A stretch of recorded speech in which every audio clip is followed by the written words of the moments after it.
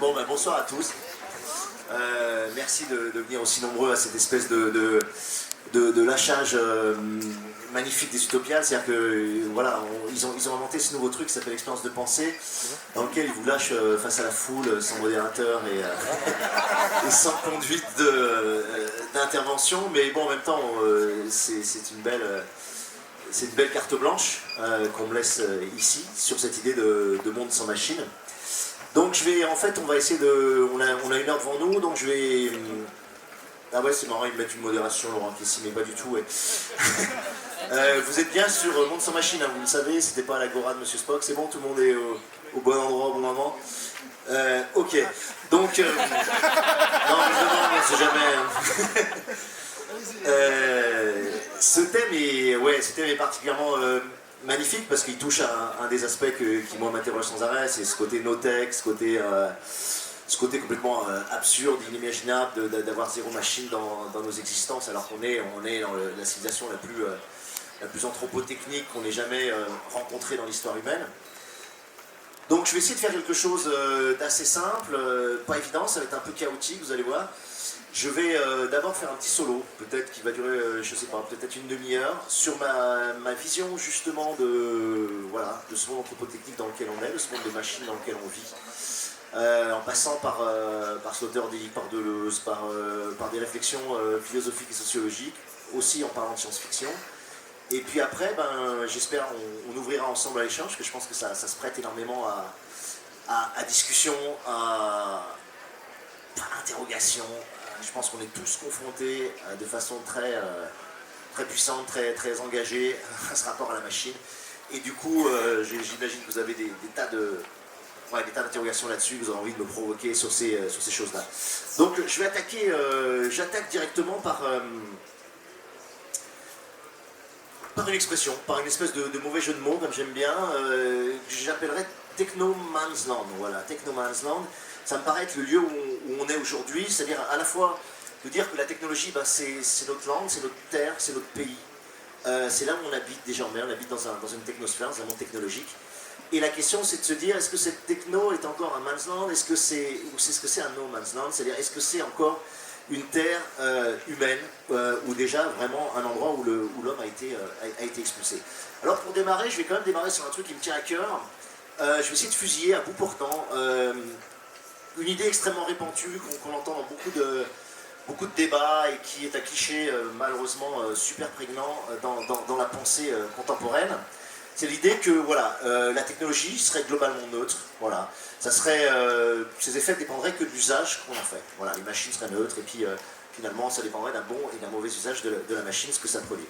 Donc pour moi c'est vraiment une idée absolument courte, absolument débile et même stupide, quadruplement stupide, et encore quand je dis quadruplement, je me limite pour pas que ça dure 2 heures. Mais pourquoi c'est complètement stupide? Parce que bon, d'abord, il faut se rendre compte d'une chose très simple, c'est que la technologie, elle porte en elle une valeur latente. Cette valeur latente, c'est évidemment la recherche de l'efficacité, de la performance, de l'extension du pouvoir, qui est en forte connivence aujourd'hui avec la logique du capitalisme, évidemment.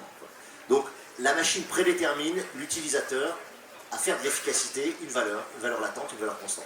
Et quand vous regardez les pubs, que ce soit pour un iPhone, pour n'importe quelle technologie, pour n'importe quelle appli qu'on vous vend, ce qu'on vous vend, c'est une surcroît de maîtrise, c'est un surcroît de contrôle, c'est un surcroît de confort, c'est une capacité à avoir plus de pouvoir que vous en avez aujourd'hui. D'accord ? Donc cette valeur-là, elle est coextensive à la notion même de technologie. Donc c'est totalement neutre. C'est totalement non neutre, hein, évidemment. Putain, ça démarre fort. Et en plus, je dirais, voilà, j'ai vu Heidegger, j'aime bien Heidegger, c'est toujours super provoquant.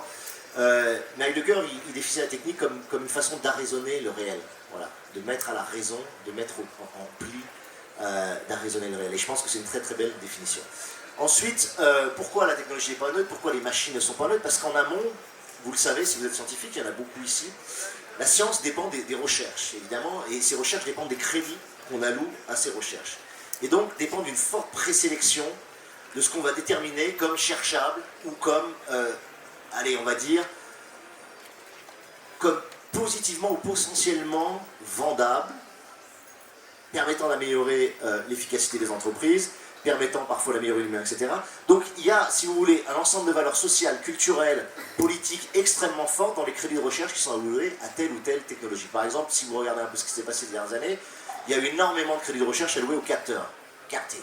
Alors capter des données. Voilà. Que les objets, l'intérêt des objets, que des capteurs olfactifs, des capteurs chimiques, des capteurs de poids, des capteurs thermiques, des oculomètres, des capteurs biométriques, etc. Il y a eu par exemple tout un champ de la recherche qui s'est développé autour de la notion de captation. C'est évident que cette approche-là, elle n'est pas neutre du tout. Elle présuppose un monde qui doit être mesuré, qui doit être calculé, sur lequel on doit prélever de l'information, et que tout un ensemble de phénomènes qui avant étaient, j'ai envie de dire, gratuits et non habités par l'espèce de data mining brûlant, arachnéen dans lequel on vit, et ben ces choses-là, avant, n'étaient pas naturellement recherchées. Aujourd'hui, on demande à chaque objet, à chaque acte, à chaque achat, à chaque surf, à chaque comportement dans la ville, de générer du data. Voilà, il faut du bon data dans la data tiers, hein, et il faut qu'à partir de ce data, on extorque de la plus-value. C'est le modèle économique, c'est le nouvel or noir, en gris, tout ce que vous voulez. Donc il n'y a absolument aucune neutralité dans ce choix des recherches au départ.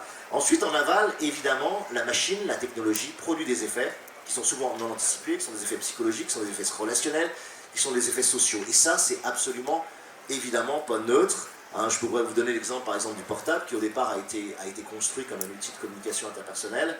Et puis on s'est rendu compte qu'à cause des antennes, ça nous permettait de géolocaliser les gens, de trianguler la position du possesseur du portable. Et à partir de cette géolocalisation, on a développé tout un ensemble, évidemment, de stratégies marketing extrêmement forts et de traçabilité qu'on n'avait pas soupçonné. Donc en amont, on l'a vu, les clés de recherche sont manipulés, mais en aval aussi, il y a effectivement une absence totale de neutralité des effets de la technique. Voilà. Et ensuite, on va finir là-dessus, c'est le plus important, c'est que la technologie n'est pas neutre parce que toute machine, toute technologie apporte un nouveau rapport au monde. Voilà. La machine situe notre liberté et notre liberté s'exerce face à elle, s'exerce en elle. Nous sommes libres de nos usages de la machine, généralement, libres même de ne pas l'utiliser parfois, mais c'est une liberté en situation, c'est une liberté déjà située, un libre arbitre qui s'exerce à l'intérieur d'un monde transformé et repotentialisé par la machine, et il devient impossible de se comporter comme si elle n'existait pas. Je vous prends un exemple personnel qui est très simple. Moi, je n'utilise pas de portable, donc on peut dire, voilà, vous êtes libre, c'est bon, vous n'avez pas envie d'avoir de smartphone, vous n'avez pas envie de portable, ok, c'est votre problème. Donc je fais partie des 1% peut-être dans la population aujourd'hui, vu le taux de pénétration, qui n'a pas de portable. Mais le fait de ne pas utiliser de portable ne change rien au fait que je suis dans un monde où le fait d'être joignable et de pouvoir joindre fait partie de la norme sociale partagée par tous. Quoi.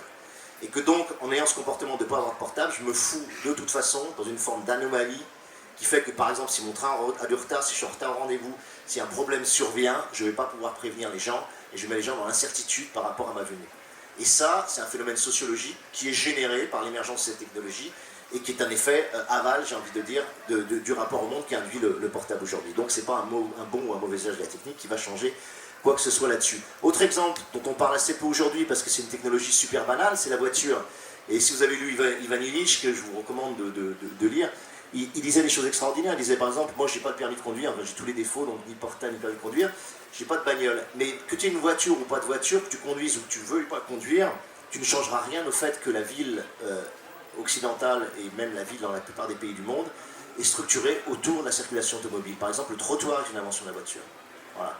Et le fait que tu marches sur un trottoir est lié à cette technologie, est un effet absolument non neutre de cette technologie. Le fait que l'espace rural est lui-même structuré par des routes qui relient des villages, qu'il y ait des coupures urbaines liées à des périphériques, etc., tout ça est une conséquence de la voiture et a complètement modifié notre rapport à la ville, à la rue et à la circulation dans les espaces urbains. Je ne vous parle pas d'Internet, évidemment, vous le vivez, vous l'avez vécu, tous ceux qui sont arrivés avec l'émergence d'Internet en 1995. C'est évident qu'Internet a absolument révolutionné totalement et notre façon de nous informer, de communiquer, de séduire, de draguer, de se construire, de mémoriser, etc. Voilà. Donc, ce que je voudrais développer comme thèse, c'est très simple ici, et puis je ne suis évidemment pas le premier à l'avoir dit, c'est que, voilà, nous devenons ce que nous sommes, l'être humain devient ce qu'il est, grâce à la machine, par la machine, et l'être humain, il y a une très belle phrase de Sloterdijk, là je vais vous parler un peu de Sloterdijk parce qu'il y a un texte magnifique de lui, qui s'appelle La domestication de l'être, qu'il a écrit justement sur cette hominisation de l'homme par la technique.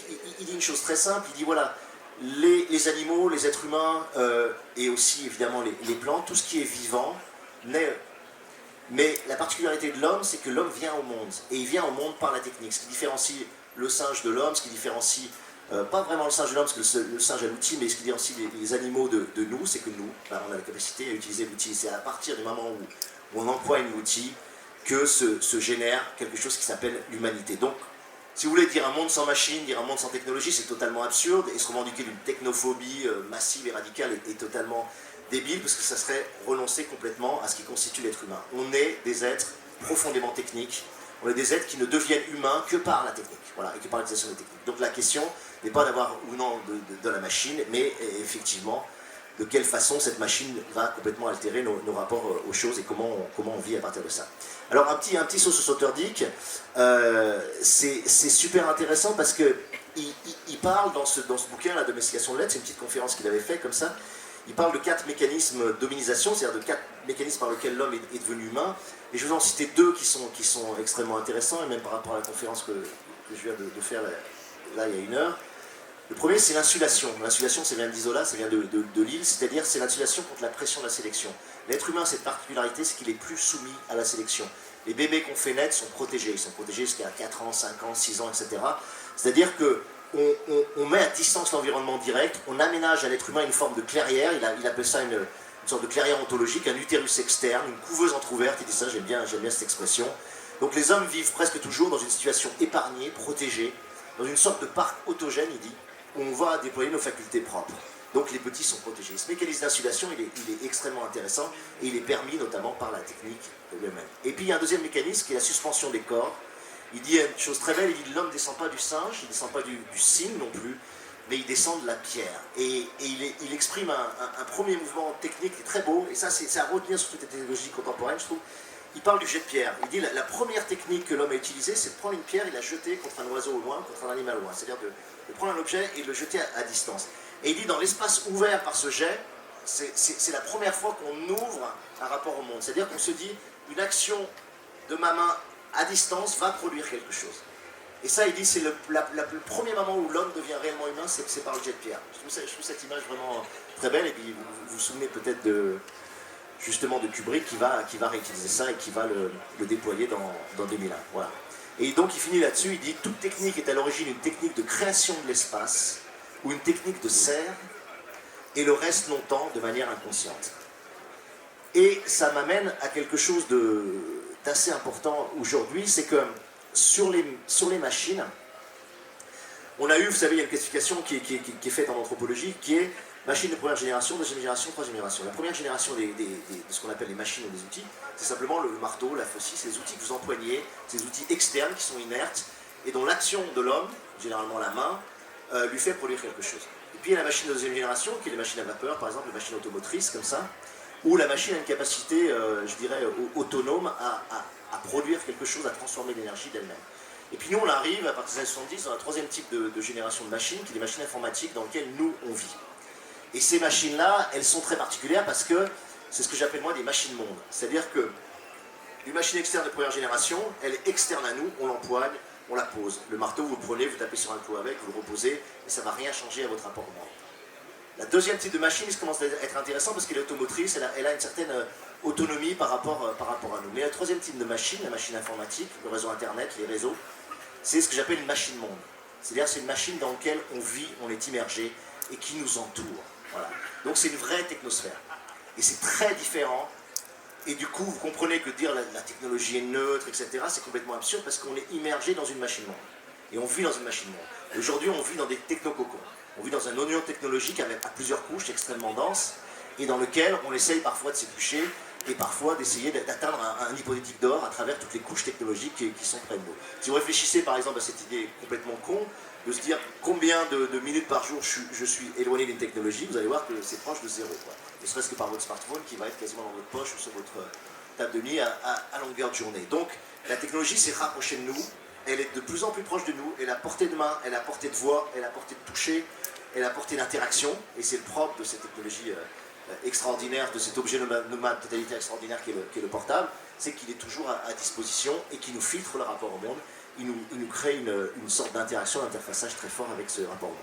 Donc voilà, la technosphère, le technococon s'est rapproché de nous, il est devenu de plus en plus proche, de plus en plus puissant.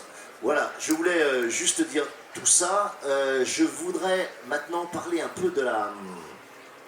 Je continue à délirer, hein, puis après vous m'arrêterez, puis vous me poserez des bonnes questions qui me sortiront de mes délires.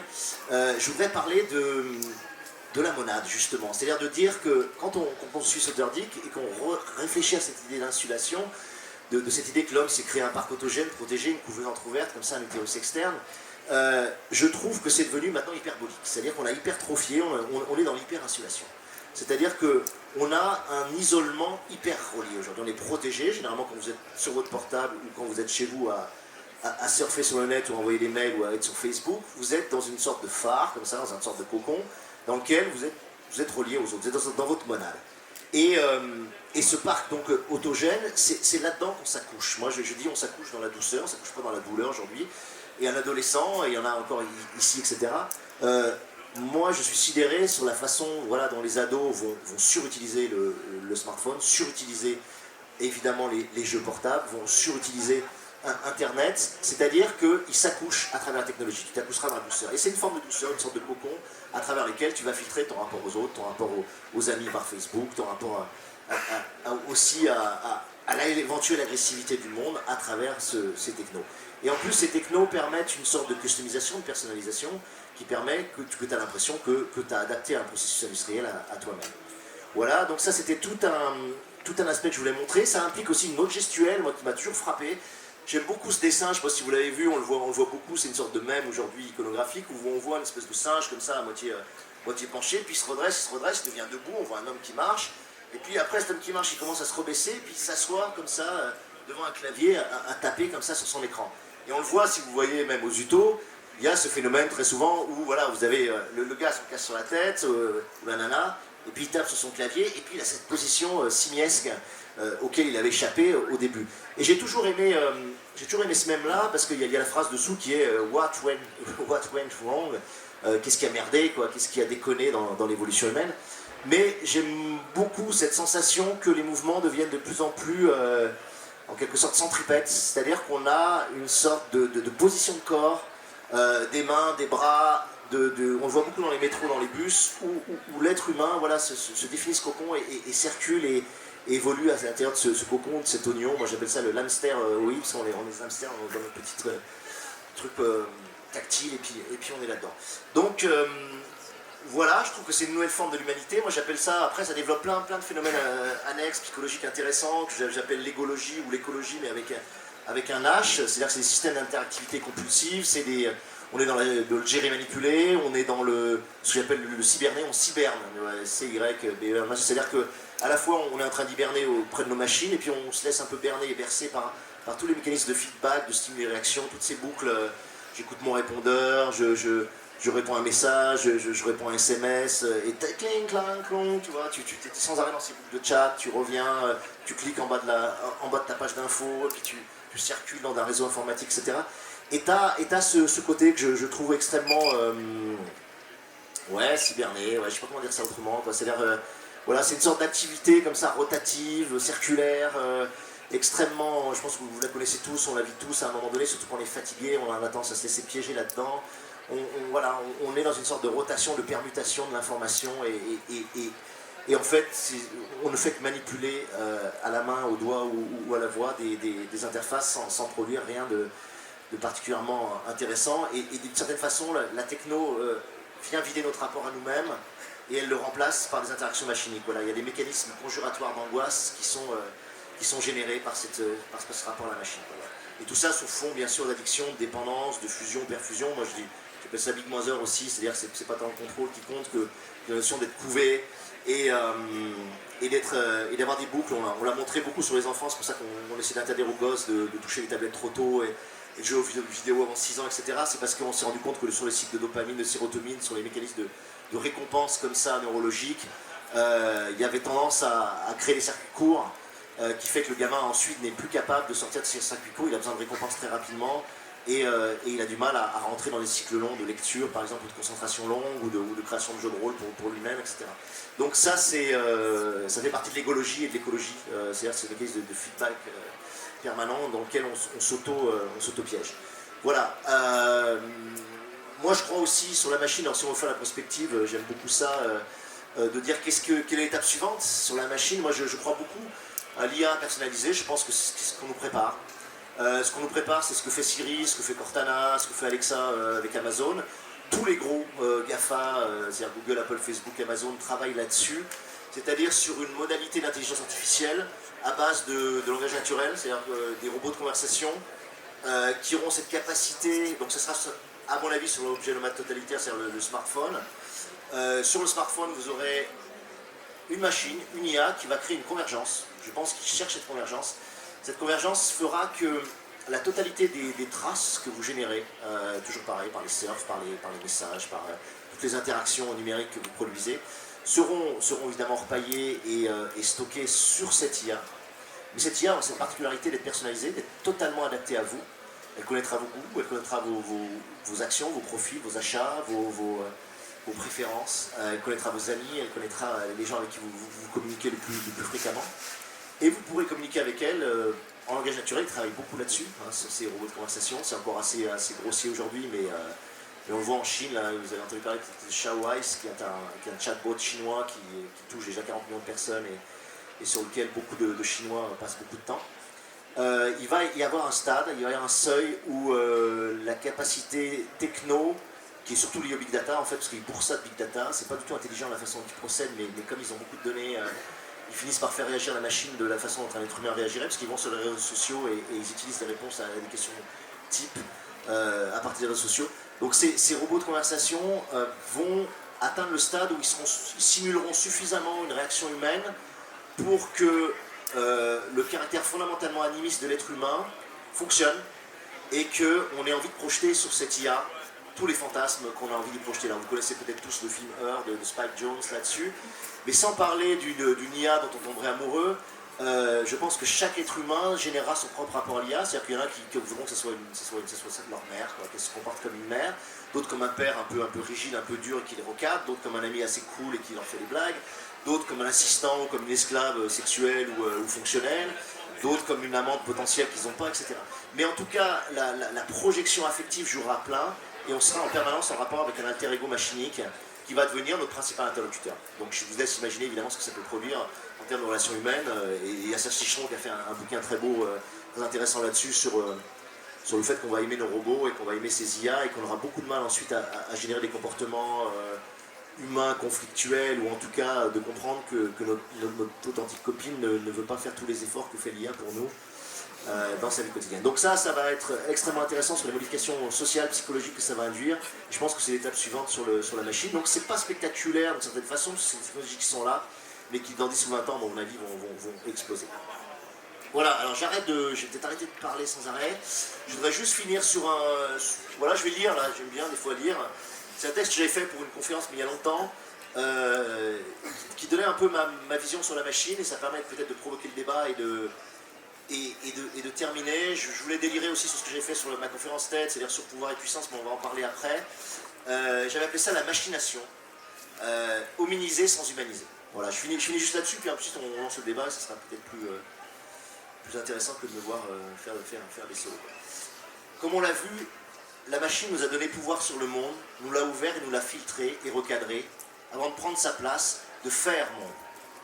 Le pire est que la technologie est autoproliférante. Elle sature l'environnement public et privé, de travail et de loisirs, l'espace et le temps, le proche et le lointain. Machine à fabriquer des machines, à nous protéger des machines, à réparer des machines, à piloter des machines, à détruire des machines. La machine ne s'est pas retournée contre son créateur, elle ne s'est pas révoltée comme dans Blade Runner, elle ne nous a pas éliminés, nous humains, à coup d'apocalypse nucléaire comme dans Terminator, ou assassinés de façon glaciale comme HAL dans 2001. Elle ne nous a pas encore soumis et fait de nous des piles biologiques pour alimenter en énergie comme dans Matrix. Elle a fait mieux en un sens. Elle nous a hominisés continuellement sans vraiment nous humaniser. Elle nous a donné le pouvoir tout en nous retirant la puissance. Bien sûr, nous continuons à fabriquer les machines. Bien sûr, nous en sommes globalement maîtres. Mais on leur appartient plus qu'on ne les maîtrise. Une fois fabriquée, c'est comme si la machine acquérait une indépendance, une étrangeté experte, telle que plus personne n'est aujourd'hui capable de comprendre comment fonctionne un ordinateur, ou par quelle magie une onde Wi-Fi informe des pixels et forme une image. La machine ne dépend plus de ce qu'on en fait, comme dans l'ancien paradigme des machines de première et deuxième génération. C'est plutôt nous qui dépendons de ce qu'elle peut faire et nous autorise à faire. On lui a tout délégué, notre sécurité, notre confort, nos tâches répétitives et quotidiennes, nos déplacements, notre mémoire et notre cognition, nos flux de conscience, notre façon d'échanger et d'aimer, de travailler et de nous divertir, notre narcissisme et nos pulsions, et jusqu'à notre liberté d'agir par nous-mêmes, c'est-à-dire notre puissance. Quoi d'étonnant qu'il ne soit plus possible pour un enfant ou un adolescent d'accéder à l'individuation, à la construction de soi, hors des machines et de leur propriété. Quel ado aujourd'hui se construit hors du portable, hors de l'internet, hors du jeu vidéo et de ses écrans? Voilà, c'était un première piste. Bravo.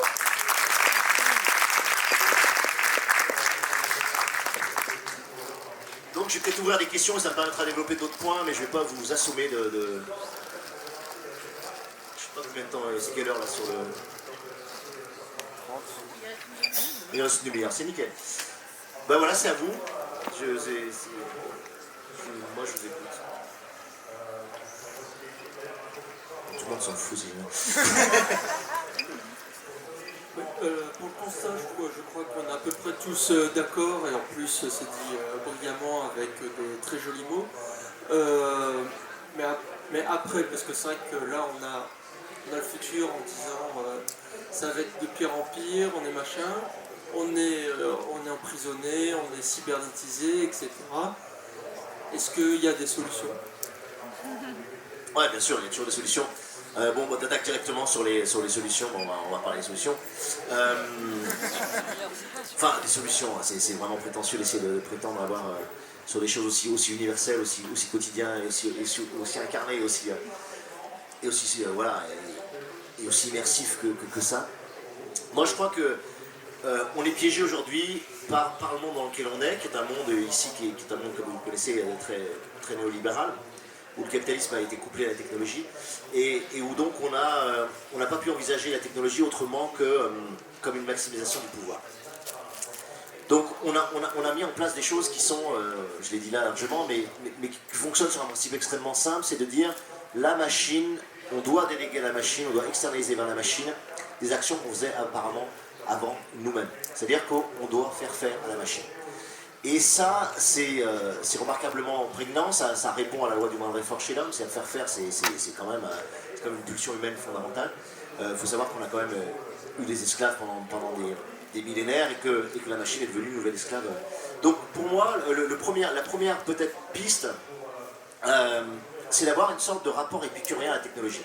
Quand je dis épicurien, c'est vraiment au sens profond d'épicure, c'est-à-dire que maintenant le mot est devenu synonyme un peu de bon vivant et d'aimant la bonne bouffe et la bonne bière, mais évidemment Épicure c'était pas ça. Épicure c'était une sorte d'ascèse intelligente dans l'utilisation des plaisirs et la capacité à distinguer les désirs vains, les désirs naturels, les désirs superficiels.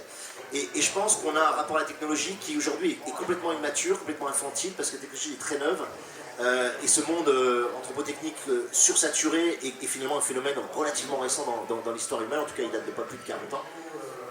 Et par rapport à ça, on n'a pas encore atteint ce stade où on sait trier, sélectionner, distinguer entre les technologies qui, encore une fois, nous ouvrent un monde, nous permettent de déployer des capacités propres et donc une puissance personnelle, et les technologies qui nous ferment le monde, en nous croyant nous apporter du pouvoir. Par exemple, je vous donne un exemple que moi j'aime beaucoup, c'est l'exemple du GPS. L'exemple du GPS, finalement, il est très complexe parce que vous arrivez dans une nouvelle ville comme ça, et puis vous ne connaissez pas l'adresse où vous devez aller voir un pote, et puis c'est 40 allées de Rennes à l'eau, vous ne savez pas où c'est. Et vous avez deux possibilités, soit vous sortez la carte routière, vous commencez à galérer, vous regardez les rues, vous essayez de vous orienter par rapport à la mer, je parle de Marseille, là, par rapport à la mer, par rapport au Calanque, par rapport au David, à Notre-Dame de la Guerre, etc. Et puis, si vous êtes feignant, et on est tous feignants, et on suit tous notre pente naturelle, mais souvent en descendant et pas en montant, et je pense que c'est la première chose qu'on devrait apprendre aux gosses, c'est suivre ta pente naturelle, mais que ce soit en montant, c'est qu'on va utiliser le GPS. Donc on va géolocaliser l'adresse, on va appuyer sur le bouton, et puis on va dire 200 mètres à droite, tourner à gauche, etc. Qu'est-ce qui se passe à ce moment-là? Bon, à ce moment-là, la chose évidente, c'est que tu vas perdre en capacité de t'orienter dans Marseille. C'est-à-dire tu vas beaucoup moins repérer les rues, tu vas beaucoup moins repérer les avenues, les parcs, les cafés. Tu vas pas lever la tête, tu vas peut-être lever la tête, mais bon, pour regarder comme ça et sans t'imprégner, parce qu'il n'y a pas d'exigence de t'orienter dans ce monde-là, puisque tu sais que la machine va t'y amener. Donc tu vas, de toute façon, perdre un rapport à la ville que tu aurais pu avoir si tu galérais, si tu tournais en rond, si tu errais un peu dans la ville, et sur lequel, et si tu avais besoin justement de prendre des points de repère. En même temps, tu peux très bien le faire une fois, tu as utilisé GPS parce que tu es fatigué, puis le lendemain ne pas le faire, utiliser GPS de façon intermittente, utiliser GPS de façon intelligente, tu as plein de possibilités. C'est-à-dire que ça ne va pas forcément te bousiller la cognition, ça ne va pas forcément te bousiller tes orientations que tu utilises une fois, mais il va falloir arbitrer. Et ce qu'on ne fait pas, c'est que généralement, on suit simplement la loi du confort, la loi du moindre effort, et simplement on fait faire. Voilà. Or, il faut commencer à se poser la question, et je pense que c'est la première dimension éthique du rapport à la technologie, c'est de se dire, j'ai une technologie à disposition dans ma bagnole qui est le GPS, est-ce que je l'utilise ou pas? Et quand c'est que je l'utilise ou pas? À quel rythme je l'utilise ou pas? À quelle fréquence? Est-ce que moi, Alain Damasio, c'est intéressant que je m'oriente tout seul? Est-ce que ça m'apporte quelque chose? Est-ce que je suis bon à l'orientation? Est-ce que, au contraire, il faut mieux que je me fasse guider? Est-ce que plus je me fais guider, plus je perds la capacité d'orientation? Est-ce que je suis quelqu'un qui peut me faire guider une fois et ça ne me fait rien perdre du tout pour la prochaine fois? Et ça dépend de chacun. Ça dépend de votre vie, de votre vécu, de vos possibilités, de vos envies, de vos capacités, etc.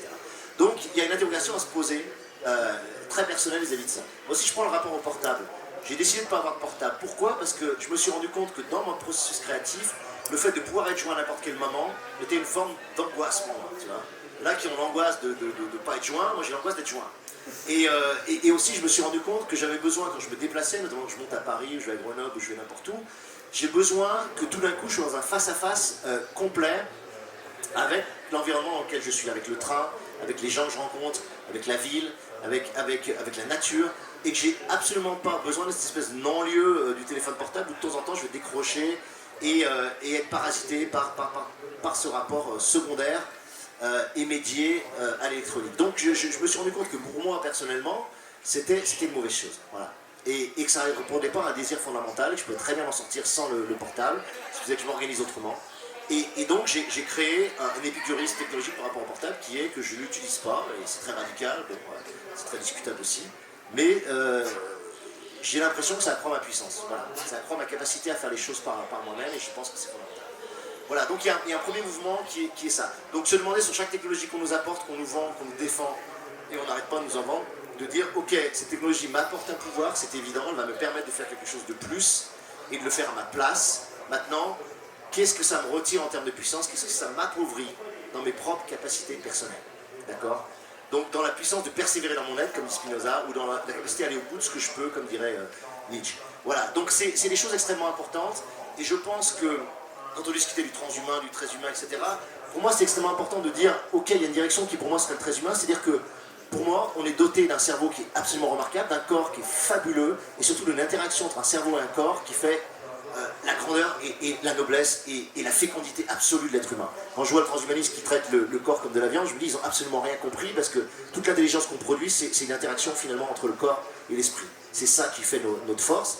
Et par rapport à ça, on est très loin d'avoir été au bout de ce qu'on peut, on est très loin d'avoir des capacités de perception suffisamment étendues, on est très loin d'éduquer les gens à les utiliser. Simplement, je prends le modèle d'éducation à la créativité dans les écoles, c'est une pure catastrophe. On est très loin de permettre aux gens et d'encourager les gens à développer leur créativité, alors que c'est des capacités qu'on a tous en nous. Donc tout ça fait que, à partir du moment où on me donne une technologie pour faire à ma place, je vais court-circuiter le circuit d'acquisition de cette capacité. Et je vais l'appauvrir. Donc, tout accroissement de puissance se double potentiellement d'une réduction ou d'un appauvrissement de la puissance. La puissance étant définie comme la capacité à faire directement les choses avec des capacités propres, qui sont celles d'un être humain doté d'un cerveau et d'un corps à peu près en état de marche. Voilà. Donc c'est la première chose. Donc moi j'ai beaucoup je trouve que ce critère de pouvoir et puissance est extrêmement important pour essayer de se situer. Voilà, c'est un critère. Après, voilà, j'appelle ça impuissanté ou empuissanté. Certaines technologies nous impuissantes et d'autres nous empuissantent. C'est la première chose. Après, je crois qu'il y a un défaut propre à la machine et qui demande pareil une sorte de sobriété, d'ascèse et de réflexion très forte et de mise à distance à des moments du fait machinique, qui est que, moi j'appelle ça dans les furtifs, j'appelle ça le rouge ouvert. Alors j'ai déliré là-dessus, pourquoi rouge ouvert? Enfin, des fois tu fais des jeux de mots à la con, puis tu te dis bon tu les gardes, c'est pas pourquoi, mais en fait j'aimais bien l'idée, c'est-à-dire que le rouge pour moi est vraiment la couleur d'intensité, c'est la couleur politique par excellence bien sûr, mais mais c'est la couleur d'intensité, c'est la couleur du spectre lumineux qui est la plus captable. Et ça répondait à cette question que je me pose tout le temps, c'est comment être en vie, comment être le plus vivant possible, comment avoir une intensité vitale très forte, une fécondité dans le rapport au monde qui soit maximale. Et donc je l'ai associé à cette couleur rouge que j'aime beaucoup par excellence. Et je l'ai appelé le terme ouvert, c'est-à-dire être dans l'ouvert. Et l'ouvert c'est extrêmement important, c'est-à-dire que souvent les machines qu'on vous donne, les technologies qu'on vous donne, elles vous permettent de faire. Or, une des dimensions de l'être humain, c'est la contemplation, c'est l'écoute, c'est la réception, c'est la capacité à percevoir les choses. Et cette capacité à percevoir, à recevoir, à intégrer, à éponger le monde, à être un buvard par rapport au monde, cette capacité-là, elle est magnifique. Elle fait partie de ce que Spinoza appelle la capacité à être affecté. C'est ça qui donne l'affect, la capacité à être affecté par les choses et à rencontrer le monde. Et on rencontre parfois un livre, on rencontre parfois un film, on rencontre parfois une femme, on rencontre parfois un enfant, on rencontre un parc, on rencontre une heure de la journée, on rencontre une lumière. Et toutes ces rencontres, toute la perception, la capacité qu'on a à épouser, à recevoir, à éponger ces rencontres et à être affecté par ces rencontres, c'est ce que j'appelle le rouge ouvert. Voilà. Et plus on élargit ce spectre de réception, ce spectre d'écoute, ce spectre d'attention au monde, plus, à mon avis, on est un être humain vaste. Plus notre surface intérieure, notre volume intérieur s'accroît, j'appelle ça s'évaster, quoi. Plus on s'évaste, plus on est quelqu'un d'un peu plus grand, d'un peu plus gros, d'un peu plus... Et c'est un des très mauvais termes, d'un peu plus simplement... d'avoir une surface sensible un peu plus vaste, voilà, plus grande, qui permet d'être touché par plus de choses. Voilà. Et ce que je vois dans la technologie d'aujourd'hui, et c'est ça qui me gêne beaucoup dans le fait technologique actuel, c'est qu'on nous filtre le monde. Voilà. Les écrans font écran au monde, c'est une évidence, mais surtout ils nous filtrent le monde. Ils nous l'assèchent, ils nous l'appauvrissent, ils nous le reformatent, ils nous le redéfinissent, et ils empêchent ce spectre d'écoute et ce rouge ouvert de s'étendre. Et je pense que c'est une conception qu'on doit avoir en tête quand on a un rapport à la technologie. Moi, si je vous prends par exemple les moteurs de recherche, je trouve ça extraordinaire. Ça m'aide à écrire, ça m'aide à chercher, ça m'aide à trouver du sens et de la pensée. Mais si je passe mon temps à cliquer sur Wikipédia de lien en lien, ça va finir par fermer mon cerveau. Donc je vais l'utiliser, tomber sur un texte de Spinoza, de Deleuze, de Nietzsche, de Foucault, peu importe, et tout d'un coup m'arrêter, de Simondon, m'arrêter, l'imprimer, le lire, me poser dans mon fauteuil, et de rester sur ce texte pendant 1 heure et d'y réfléchir. Voilà. Si la technologie sert à ça, je trouve qu'elle est bien utilisée. Si la technologie sert simplement à circuler dans la frénésie des liens et d'une espèce de savoir comme ça à accumuler, je trouve ça complètement débile. Donc voilà, il y a cette position d'être dans le rouge ouvert, c'est-à-dire d'avoir une position de réceptivité et de perception et de toujours se rappeler que la technologie est aussi un rapport de filtre qui est extrêmement dangereux et se méfier de ce filtre. Se méfier de cette filtration, cet interfaçage qu'on a en permanence à cause de la technologie. Et c'est pour ça que ça m'exaspère aussi des gens dans le métro, dans le bus, etc., qui sont constamment sur l'écran, donc ils ne sont pas présents à ce qui se passe, ils ne sont pas présents au train, ils ne sont pas présents au paysage, ils ne sont pas présents aux autres. Alors parfois c'est tellement déprimant, à Paris c'est tellement déprimant que je comprends que les gens se referment dans le... Il y a des raisons à ça, tu vois, mais malgré tout, à des moments, il faut poser et juste être en face des gens et puis être disponible à ce qui se passe, voilà.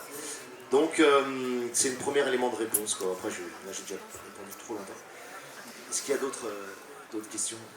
Alors, du coup, moi ce que je me demandais, donc juste pour repliquer sur les réponses, parce que sur ce que vous disiez aussi, est-ce que simplement, pour résoudre le problème de différence que vous évoquiez entre les technologies de première et deuxième génération, enfin les machines de première et deuxième génération et les machines de troisième génération, est-ce que c'est pas aussi simplement une question de savoir les utiliser?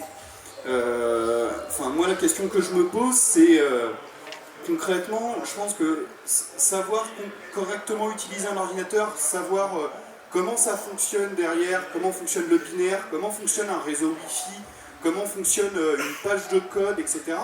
Je pense que derrière, c'est intéressant de l'apprendre et de le savoir pour comprendre la façon dont ça fonctionne et du coup aussi savoir utiliser l'outil de façon plus pointue et plus intéressante derrière. Mais du coup, c'est comment mettre en place aussi ça derrière comment l'enseigner et comment éduquer les gens pour le faire. Mais je pense que c'est un problème avec les technologies de troisième génération, c'est que comme c'est quelque chose de très récent, les gens se sont retrouvés à acquérir ces technologies sans du tout en comprendre le fonctionnement. Et du coup, on se retrouve avec forcément des utilisations qui sont pas bonnes, qui vont avec toutes les dérives qui peuvent exister. Ouais, je suis 100% d'accord avec toi. Je pense que tu touches un point extrêmement important qui est la réappropriation de la machine. Et c'est le problème sur les machines informatiques, c'est qu'on est dépossédé de la capacité à les modifier, à les réparer, à les transformer. Et c'était génial dans les machines de deuxième génération, c'est qu'on pouvait bricoler le moteur, on pouvait ouvrir le moteur et le bricoler, faire de la mécanique, c'est l'éloge du carburateur, vous connaissez peut-être ce livre, etc. C'est la capacité à intervenir directement sur la machine et à la faire sienne.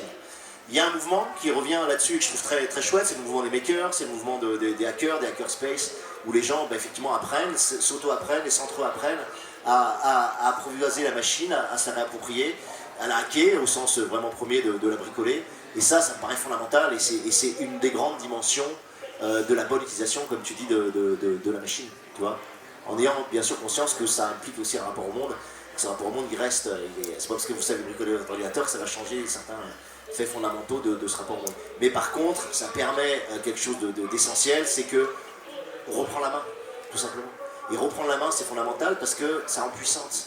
Et si vous êtes capable de hacker votre matériel, de le changer, de le modifier, de le bidouiller, vous avez une vision totalement différente de l'informatique. Si vous êtes capable de coder, et les codeurs aujourd'hui, c'est voilà, les hackers et les codeurs, c'est l'avenir à mon sens des machines de troisième génération. Tout le monde doit savoir hacker et coder, quoi, tu vois, ne serait-ce que pour bousiller tous les systèmes automatiques et la gouvernance algorithmique qu'on nous prépare. C'est fondamental et ça devrait être enseigné dans toutes les écoles. Voilà. T'as complètement raison. Voilà. Alors j'entends ce que tu dis, mais en même temps il y a quelque chose qui me gêne, enfin pas qui me gêne, c'est juste que comment on fait pour pas être battu d'avance.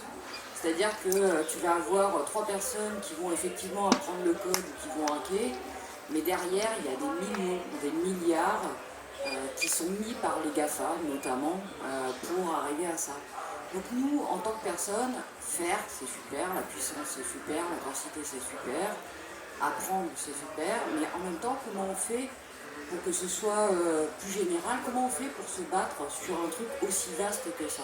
Comment c'est pas perdu d'avance? C'est pas perdu d'avance comme tous les combats politiques de quelque ordre qu'ils soient, c'est-à-dire que ça fonctionne toujours de la même façon pour moi en tout cas.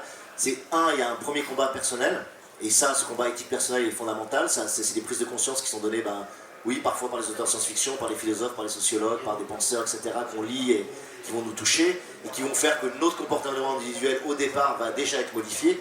Mais évidemment, ça ne suffit absolument pas. Après, il y a toute la liaison collective du combat qui doit être mise en place, qui passe par la militance, évidemment, mais qui passe énormément aussi par l'éducation.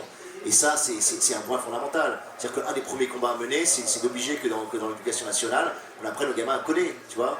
On leur apprenne à démonter l'ordinateur, à comprendre comment ça fonctionne, qu'on leur apprenne Internet, qu'on leur apprenne à apprivoiser cette technologie plutôt qu'ils la reçoivent comme un fait social massif et sur lequel personne n'a été préparé. Moi je suis sidéré par exemple aussi même sur l'éducation. C'est-à-dire qu'aujourd'hui, vous connaissez beaucoup de parents qui éduquent leurs enfants à la technologie, vous connaissez beaucoup de parents qui leur apprennent à utiliser Internet, à utiliser Facebook, à utiliser un jeu vidéo. Qui apprend à son gamin à utiliser les bons jeux vidéo? Le jeu vidéo, il y a des jeux vidéo extraordinaires pour le développement cognitif, pour le développement de la mémoire, pour le développement de l'orientation, pour le développement de la hiérarchisation d'informations. Il y a des jeux fantastiques sur l'imaginaire. Il y a des jeux parfaitement régressifs. Il y a des jeux comme, vous les connaissez tous, mais ces putains de jeux du type Candy Crush ou des choses comme ça, qui sont des jeux à boucle rétroactive et extrêmement courte et qui sont des vraies destructions addictives de toute pensée, de tout développement en rapport au monde. Donc, pour moi, c'est absolument perdu d'avance, mais c'est comme tout, il faut se bouger le cul, sortir les doigts et mettre en place des dispositifs collectifs au niveau éducatif, au niveau des associations, au niveau de la militance, au niveau des comportements individuels, au niveau des discours publics, au niveau des fictions qu'on produit, parce que l'imaginaire est extrêmement important aussi dans la façon dont on se comporte vis-à-vis de la technologie. Donc pour moi c'est absolument perdu d'avance. Simplement aujourd'hui, ce qui s'est passé, c'est qu'on a pris la vague, elle a été extrêmement rapide, on l'a pris en pleine gueule, on a été submergé. Personne n'a eu d'éducation Internet, en tout cas dans la génération qu'on a, personne n'en a eu. Et encore une fois, aucun parent aujourd'hui que je vois autour de moi ne fait ça, quoi, tu vois. Et quasiment aucun parent n'est même conscient que c'est vraiment important, quoi, tu vois, de dire à un parent, attention, il va falloir que tu éduques ton gamin en jeu vidéo comme tu éduques ton gamin à la télé, au cinéma, etc. Aujourd'hui, la gestion de la télé, c'est à peu près un truc qui est à peu près intégré dans les familles, mais personne, enfin bon, en tout cas, je sais pas si vous voyez ça, mais... Donc ça veut dire qu'on est un gros temps de retard, mais ça va arriver, ça va venir. On va commencer à comprendre que dans la façon dont un ado se construit comme sujet, le rapport aux jeux vidéo, le rapport à l'internet, le rapport à Facebook et aux réseaux sociaux est absolument fondamental. C'est ça qui le construit et le constitue en numéro 1, quasiment avant même le rapport parental et parfois même avant le rapport scolaire, quoi. Donc mon Dieu, voilà, en soyant conscients simplement de ça, et puis ça va venir. Ouais, je pense que c'est quelque chose qui va venir. Mais ça sera pas facile, parce que derrière, évidemment, tu as des énormes forces techno-capitalistes qui sont là pour laminer ça et bousiller ça. Mais bon, moi, je suis toujours optimiste sur ce genre de choses. Je pense que la résistance est toujours là, elle est toujours présente, elle est toujours possible. Mais il faut une prise de conscience, ouais. Alors, est-ce qu'il y a d'autres questions sur les... Ouais, devant. Moi, je vois pas, ils m'ont collé des spots dans la gueule, c'est super cool. Ouais, si, salut. Pour revenir un peu sur l'idée d'un monde sans machines, parce que du coup là on imagine un peu que les machines vont continuer à développer et tout, puisque c'est bien en marche, sauf que pour plein de raisons il peut y avoir des problèmes, on a des problèmes d'énergie et des choses comme ça, et on peut imaginer qu'à un moment on ne pourra plus utiliser les machines, ou en tout cas plus les développer, et peut-être même devoir régresser dans leur utilisation, un peu, dans Ravage de René Barjavel par exemple. Ça s'arrête d'un coup, mais là ça s'arrêterait pas d'un coup, c'est inimaginable. Mais du coup, quel monde on peut imaginer après, et comme l'homme se définit un peu par la machine, encore plus actuellement, qu'est-ce que sera l'homme s'il n'y a plus de machine après? Il s'en sortira, c'est évident, mais il aura un sacré choc. Moi je pense que ce qui serait vraiment intéressant, c'est d'avoir des sortes de cures ascétiques à des moments, c'est-à-dire des cures sans machine. Voilà. Un monde sans machine, c'est absolument impossible aujourd'hui, parce que voilà, on est entièrement constitué et tissé de machines.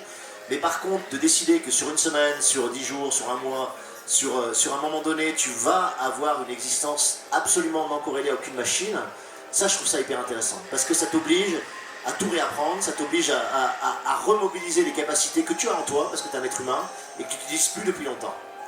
Et ça me paraît super intéressant et super riche de pouvoir les utiliser de temps en temps. Là, tu vois, on a été à la ZAD hier, j'ai trouvé ça extrêmement intéressant de voir que beaucoup de cabanes faites dans la ZAD n'ont pas l'électricité, n'ont pas l'eau courante, n'ont pas de chauffage. Et donc les gars, ils se posent là, les nanas, elles se posent là, et elles doivent réinventer comment... Alors merde, comment je trouve de l'eau? Comment je vais chercher de l'eau? Comment, si je veux avoir l'électricité ou alimenter mon portable ou mon smartphone ou machin, si je veux pouvoir communiquer avec l'extérieur, comment je fais? Je mets une éolienne, qu'est-ce que je fais? Comment je vais chercher? Il y a des panneaux solaires qu'ils ont récupérés dans les camions, et qui commencent à installer, ils sont défectueux mais ils arrivent à s'en servir. Comment je réinvente cet apport de la machine, et comment aussi j'arrive à vivre sans, tu vois?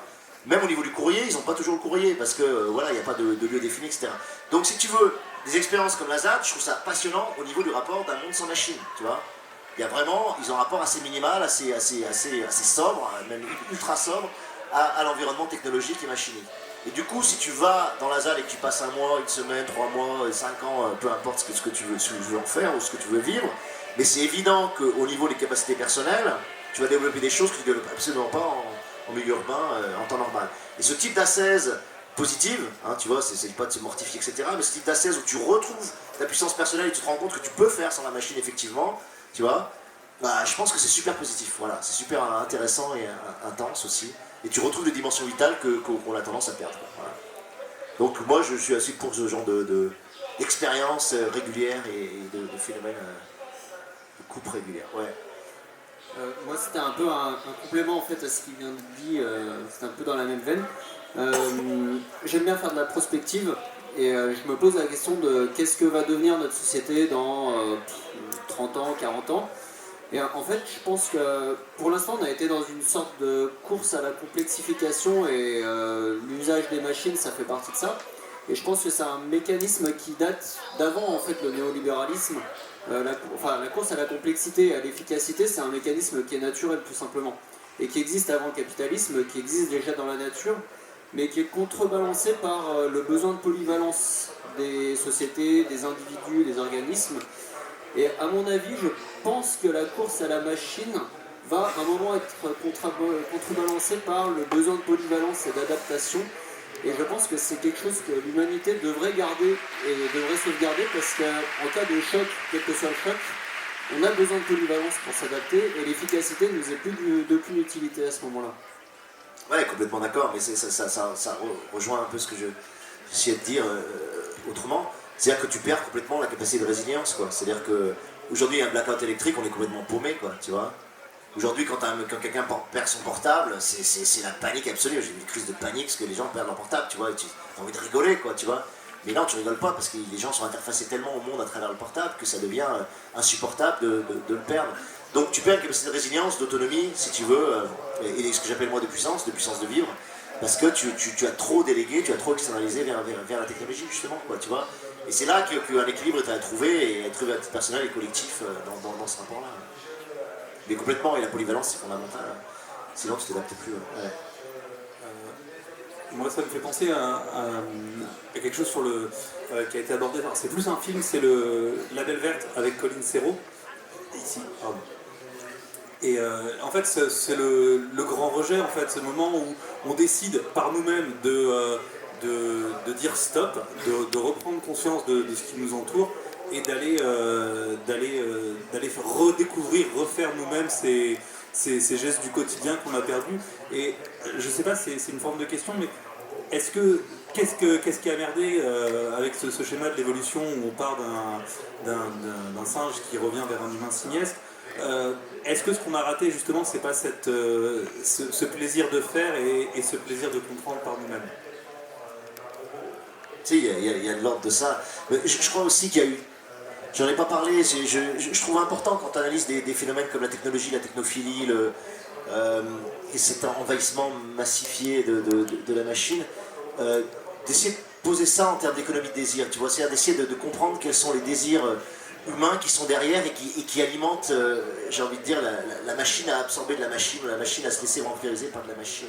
Je vous ai pas parlé de ça, mais je pense que c'est important d'en parler, et notamment il y a un phénomène que je trouve propre à l'époque, qui est un phénomène de conjuration, des peurs et de volonté de réassurance. Ça, je pense que c'est assez propre à notre époque, c'est-à-dire qu'on est dans un monde qui s'est ultra libéralisé, qui s'est ultra individualisé dans les pratiques, et qui a amené beaucoup de liberté par cette individualisation aussi. Il faut pas cracher dessus.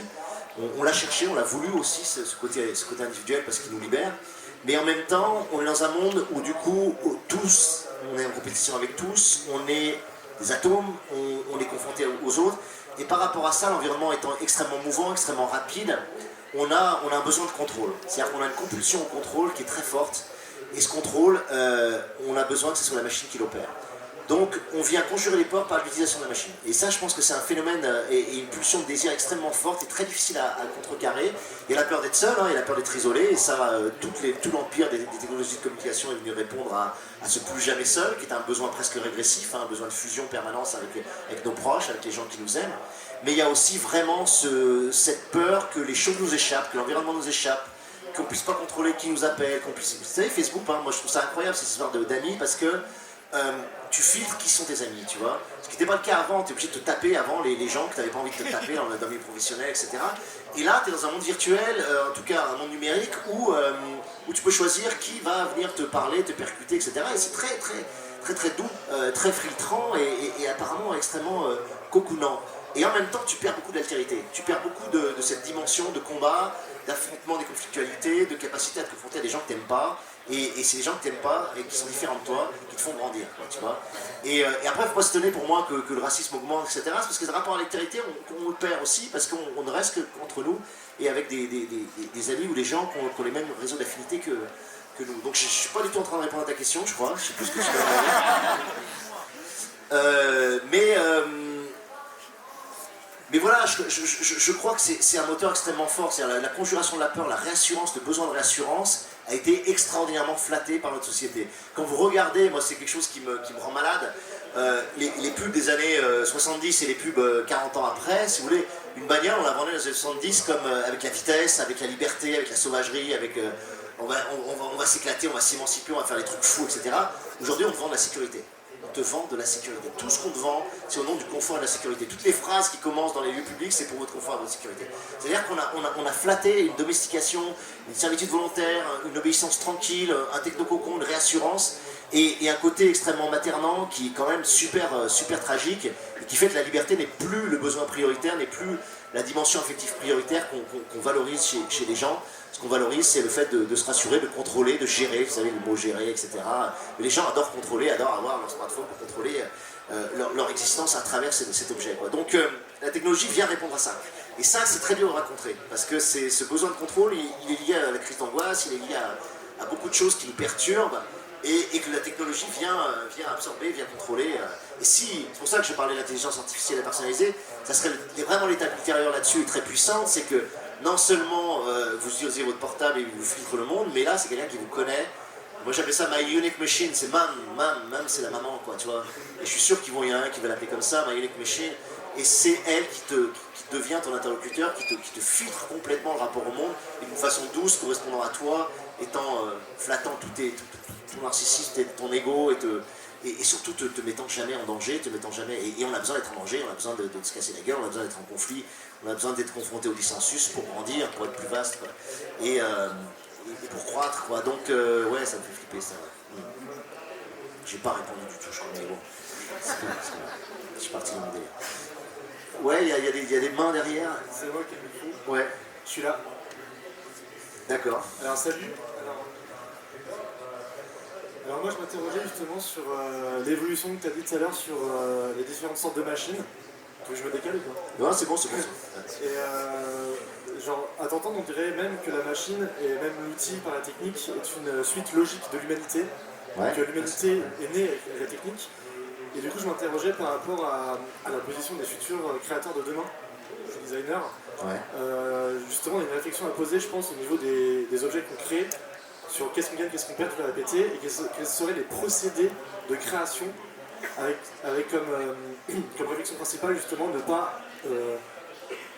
alors, t'as dit quoi? Empuissanter? Non. Puissanter ou moins puissanter. Empuissanter l'être humain, quoi. Parce que la machine est une suite logique, tu as dit qu'il y avait 4 sortes de machines, mais demain il y en aura 7, 8, 9, 10, 7. Après le transhumanisme, il viendra une autre sorte de machine. Ouais.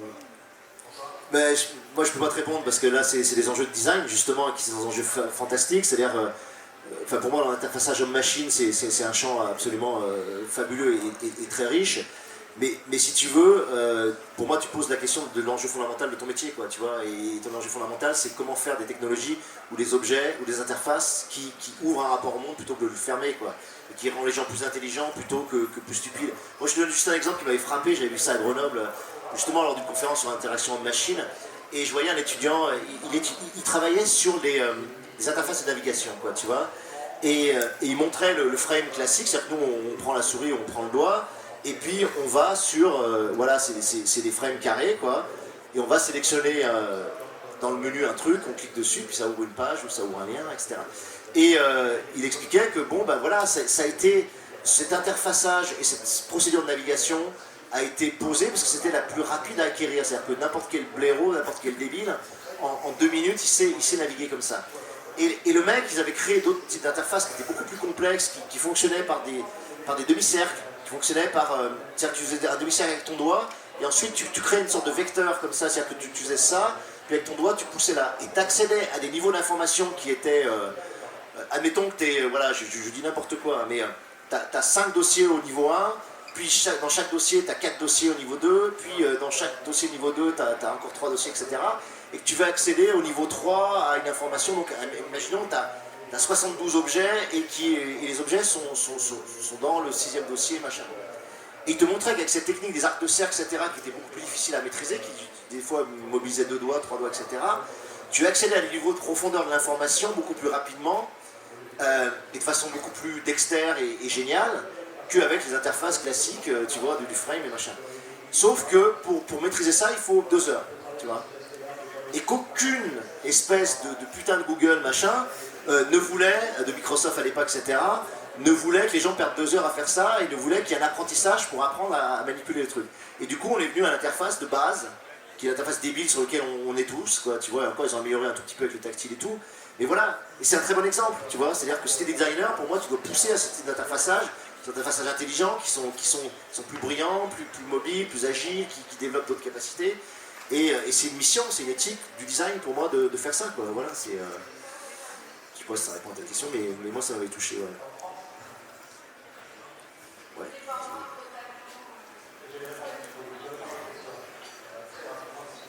Je voudrais vraiment vite fait sur... quand tu parlais tout à l'heure des boucles, on clique avec frénésie de lien en lien, on scrolle, on rentre chez nous, on scrolle Tumblr, on scrolle Facebook, on va de lien en lien tout le temps, on cherche un emploi, on va de lien en lien, on fait que ça. Et finalement, Internet devient non plus une interface du monde, mais devient quasiment notre monde.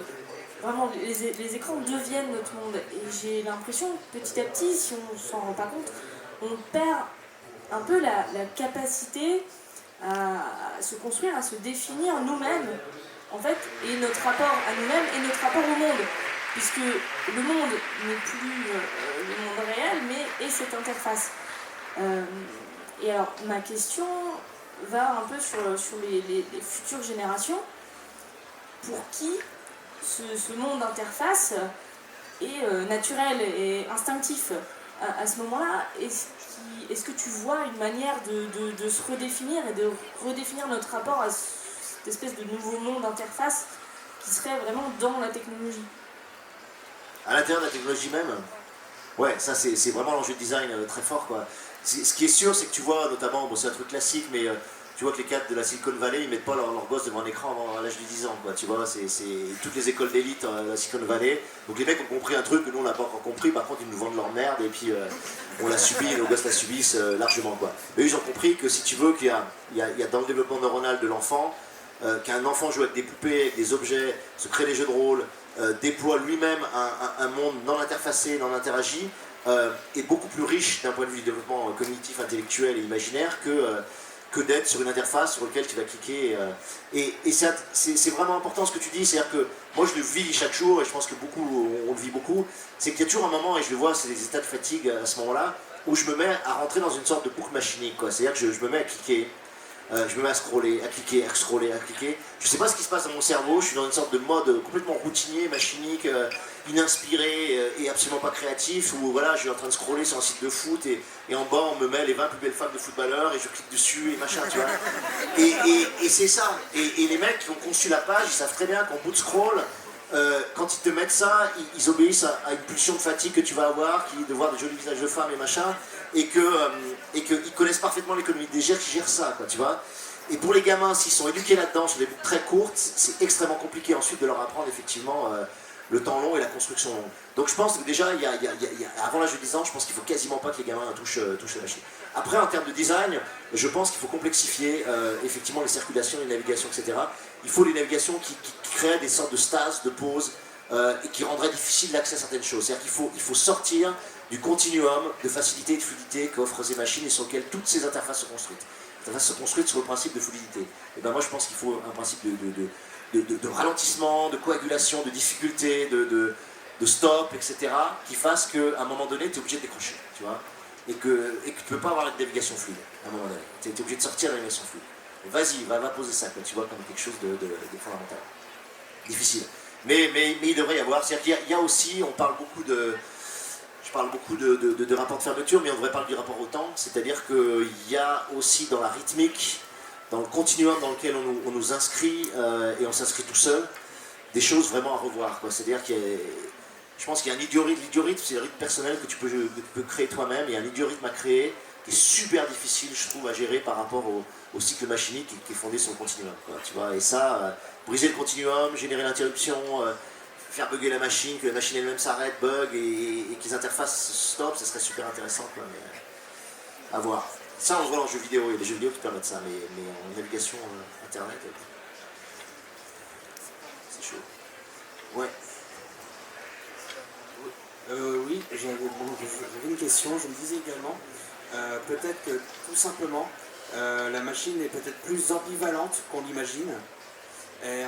Dans le sens où, oui, bien sûr, c'est un facteur d'asservissement. Bien sûr, également, ça peut créer une ségrégation entre l'accès à la technologie ou pas, un niveau d'accès à la technologie. Là, je le vois bien. Bien entendu, on est happé par un système qui est là pour nous vendre des choses en nous promettant 3 pixels de plus et en nous jurant une révolution.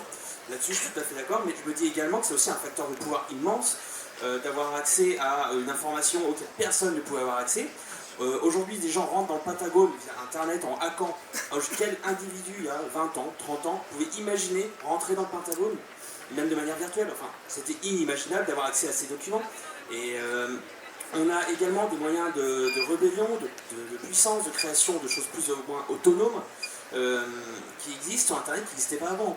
On pouvait nous faire avaler n'importe quoi. Aujourd'hui, bon, même si c'est dur, il faut savoir faire le tri, on a un moyen de pouvoir vérifier, au moins de chercher des sources. C'est il y a le pire, mais il y a aussi le meilleur. Et je pense que l'utilisation qu'on en fait, et même, je dirais le plus loin, on peut détourner l'utilisation. Internet, je pense pas qu'il prévoyait qu'on puisse avoir accès à une culture partagée entre tous de manière aussi facile. Après, voilà. Ouais, si, ça, je pense qu'il le prévoyait dès le départ, parce que ça a été fondé un peu là-dessus. Bien sûr, tu as parfaitement raison. Et c'est. Moi, j'essaie de développer le côté technocritique, parce que je trouve qu'on est en technophilie généralisée, et que je pense que c'est important quand on fait une prise de parole publique de pas répéter ce qui est évidemment absolument exact et vendu largement aussi par les multinationales. C'est-à-dire que c'est un accroissement de pouvoir fantastique. Enfin, je veux dire, moi, ça m'aide énormément à écrire, ça m'aide énormément à lire, à créer, à inventer, ça aide à communiquer, ça aide à trouver des amis, ça aide à trouver même la femme de sa vie, ça te permet des choses extraordinaires qu'on ne pouvait absolument pas faire avant. Et tout ça explique que ça se soit généralisé aussi fortement, bien sûr. Les gens ne sont pas des débiles, quoi, tu vois, à un moment donné, ils ont employé ces technologies parce que aussi elle était empuissantante, elle était magnifique dans sa capacité à ouvrir des choses qu'on n'avait jamais touchées. Mais le problème, c'est qu'à partir d'un certain stade, comment tu évites que la vague technologique se referme sur toi et finisse par te fermer un rapport au monde que tu as ouvert au départ, quoi, tu vois, et qui était extraordinaire, quoi, tu vois. Et aussi comment tu gardes une distance critique par rapport à cette espèce de fascination que donne l'accroissement de pouvoir. C'est là-dessus, si tu veux, que je vais essayer de me positionner. Alors parfois les gens me croient technophobe, machin, ce qui est évidemment complètement débile.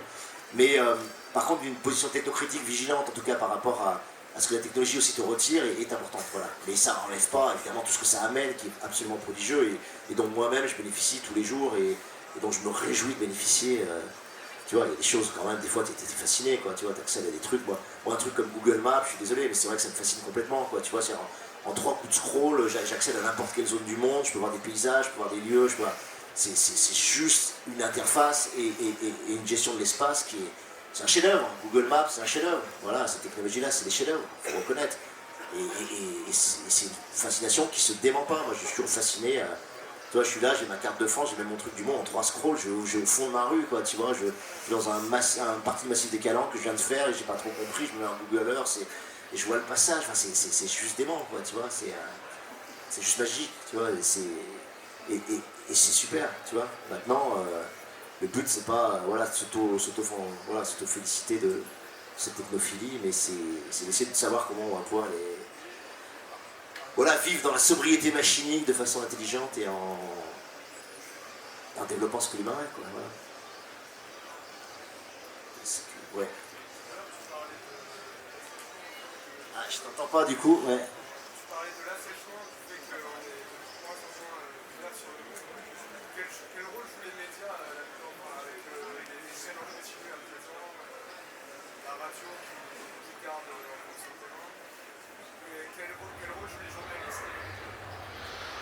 Et tu sais, les journalistes et les médias, malheureusement, ils sont dans le flux, quoi, tu vois. Et pour moi, ils sont devenus extrêmement machiniques. Et la preuve, c'est que maintenant, on considère que dans une 10-20 ans, 90% des news produites par les médias sera générée par des algorithmes, quoi, tu vois. C'est pour te dire le degré de machinisation, d'industrialisation de l'information qu'on a atteint, tu vois. Donc à partir du moment où ils ont cédé à cette espèce d'évidence de l'information en temps réel, de l'immédiateté du champ informatif et du flux informatif, forcément ils se condamnent à quelque chose d'en réfléchi, de machinique. Donc ils ont un rôle dans l'alimentation du continuum qui pour moi est grave. Maintenant, tu as des exemples comme Mediapart, etc., qui montrent que heureusement, on peut avoir du recul, on peut prendre le temps, on peut faire des articles de fond et qu'il y a toujours une résistance et une résilience par rapport à ça. Mais c'est vrai que ce que tu vois, moi je trouve dans le système aujourd'hui informatisé continu, c'est la négation de la pensée humaine, quoi. C'est vraiment, et donc ils ont un rôle effectivement assez dramatique dans la... Pour moi, c'est des machines à mèmes, quoi. Voilà, c'est des machines à générer des mèmes et de la viralité, quoi. Donc ça, ça n'a aucun intérêt de penser, quoi.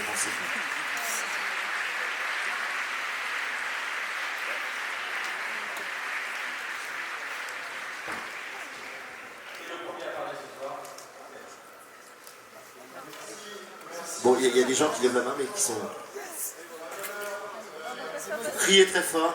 Parce que t'as pas de machine, tu vois, t'es prisonnier là. L'absence de micro.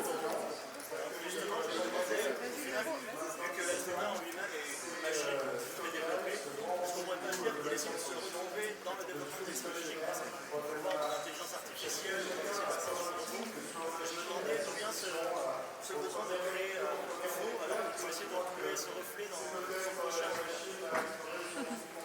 j'ai pas entendu la fin. Vas-y, redis-moi, si tu veux, tu prends le micro, comme ça, c'est... Bonjour.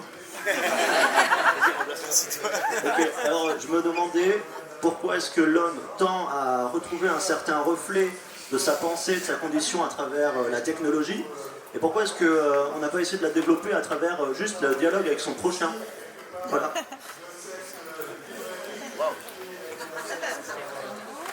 J'adore les questions possibles. Je sais pas si on a essayé de retrouver un reflet dans la technologie. Je pense que ce qu'on a essayé, c'est de trouver un relais de pouvoir dans un ensemble de manques et d'inaccès à la capacité qu'on avait. C'est-à-dire qu'on avait un ensemble de frustrations, on avait un ensemble de choses qu'on ne pouvait pas faire, et que la technologie nous a permis de faire. Et c'est ça qu'on a été chercher, quoi.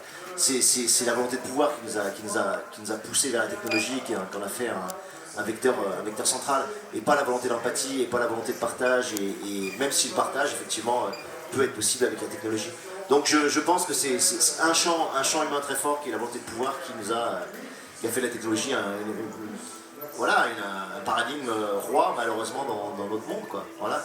Et c'est en s'échappant de cette volonté de pouvoir qu'on arrivera aussi à avoir un rapport tempéré et intelligent à la techno, à mon avis, quoi. Donc on ne se débarrasse pas de cette soif de pouvoir et de pouvoir pour nous-mêmes, et sur des toutes petites choses en plus, très souvent, on aura du mal à se débarrasser de la techno, quoi. Enfin, en tout cas, de s'en débarrasser de façon intelligente et d'utiliser de façon judicieuse. Je pense qu'on est arrivé à 8h, non? C'est ça? Ouais. Est-ce qu'on prend une dernière question ou est-ce que vous voulez encore continuer? Ouais, vas-y. Bonjour, désolé de la question qui va tarder un peu. Vous avez parlé de beaucoup de choses très intéressantes sur l'homme, la machine. Vous avez parlé d'un point qui m'a intéressé, c'est la façon d'utiliser nos outils. Les outils qui vous sont proches de votre cerveau. J'ai découvert un peu de temps, c'est une tête bien faite. J'ai fait, putain, là, j'ai pas lu ça plus tôt. Ça va faire des mappings, des choses très simples, et qui aident à structurer, qui aident à créer et à mettre en forme ses pensées, et qui n'est pas de ce format littéral qu'on m'a appris depuis des années en cours. J'ai 25 ans, on m'a appris 25 ans, on m'a appris à prendre des notes en cours, et j'ai eu cette pensée, je fais merde, pour un dyslexique dysorthographique que je suis, et c'est magnifique, mais pourquoi on va pas mettre ça plus tôt? Pourquoi des outils qui pourraient être faits pour nous aider nous-mêmes, notre propre outil qui est notre corps, ne sont pas facilement d'accès, alors qu'on m'a facilement passé un PC, facilement passé un clavier et un souris, et j'ai pu taper dessus plus tôt.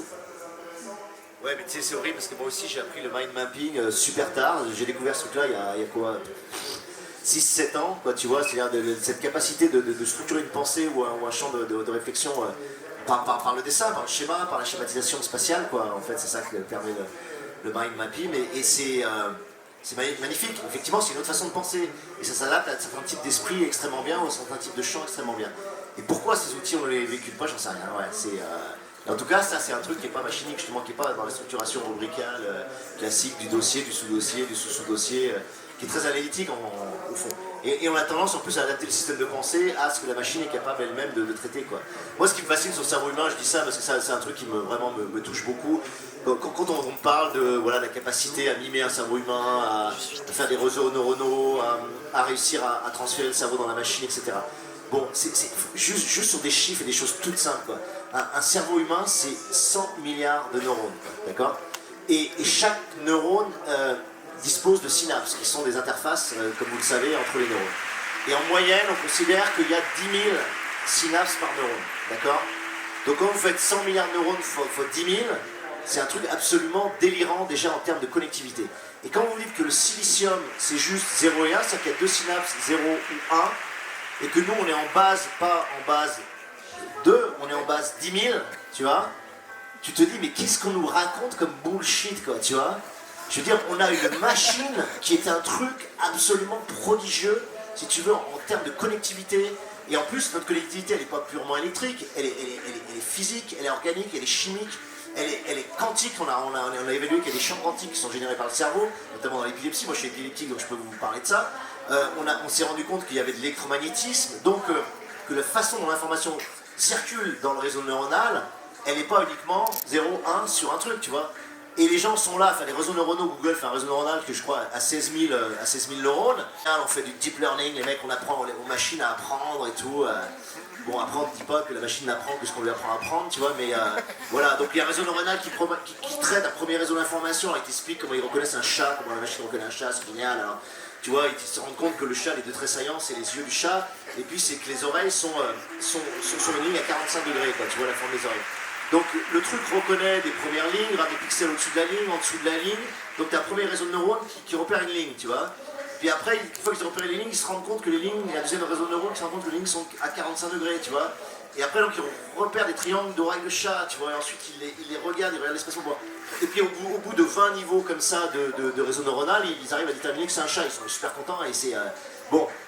Mais moi j'adore, enfin tu vois, j'adore qu'on puisse être fasciné par ça, enfin tu vois, pourquoi... ok, c'est super, l'IA reconnaît un chat, tu vois, mais ce que je veux dire, c'est que ça reste infiniment primitif, quoi, tu vois. Et ça restera infiniment primitif parce que, ontologiquement, le silicium et l'électricité sont à 1 milliard de kilomètres de la puissance d'un cerveau et de la dimension organique d'un cerveau. Et je te parle même pas du rapport entre le cerveau et le corps, quoi, tu vois, qui, à mon avis, est la source de toute notre puissance, quoi, tu vois. La puissance, elle n'est pas logée dans le cerveau, elle est logée dans la circulation et dans l'échange et dans cette espèce d'interaction hallucinante entre le corps, qui lui-même est doté de cerveau, parce qu'on sait maintenant que le ventre a un cerveau, on sait que plein de zones ont des réseaux neuronaux, maintenant on comprend ça. Donc voilà, on est une multiplicité de cerveaux qui interagit dans son totalité du corps et avec des interactions thermiques, de sang, de lymphe, de trucs de fou, de nerfs, tu vois, bon. Et on nous baratine et on essaye de nous vendre, tu vois, des capacités informatiques qui seraient équivalentes à ça. Mais non, soyons fiers et soyons conscients qu'on dispose d'une... C'est Bergson qui disait ça, d'une boule d'incertitude, c'est cette boule de neurones, une espèce d'écheveau de fil qui est un chef-d'œuvre de la nature. Il dit c'est un truc, moi j'adore, c'est une révolution créatrice, c'est un moment très beau. Il dit mais c'est la première fois que la matière a trouvé quelque chose pour échapper à elle-même, que la matière a trouvé quelque chose pour échapper à la matière. Voilà. Et la matière a créé cette boule de cerveau qui échappe au déterminisme de la matière. Et ça c'est la vraie ligne du monde, quoi, tu vois, pour moi c'est la vraie ligne du vivant, quoi. Et jamais le silicium n'aura cette capacité, malgré tout ce qu'on nous baratine, tu vois, à échapper à sa propre condition matérielle, parce que c'est un médium super pauvre, voilà. Et qu'on arrête avec la mémoire numérique, avec la pensée numérique, on n'y arrivera jamais par cette façon-là. Après, il y aura plein d'autres façons, peut-être en manipulation génétique, pour faire des cerveaux, etc. Mais certainement pas avec le silicium. En tout cas, moi, voilà. On l'a compris ? Ouais. C'est fini. Ok, mon éditeur me dit c'est fini.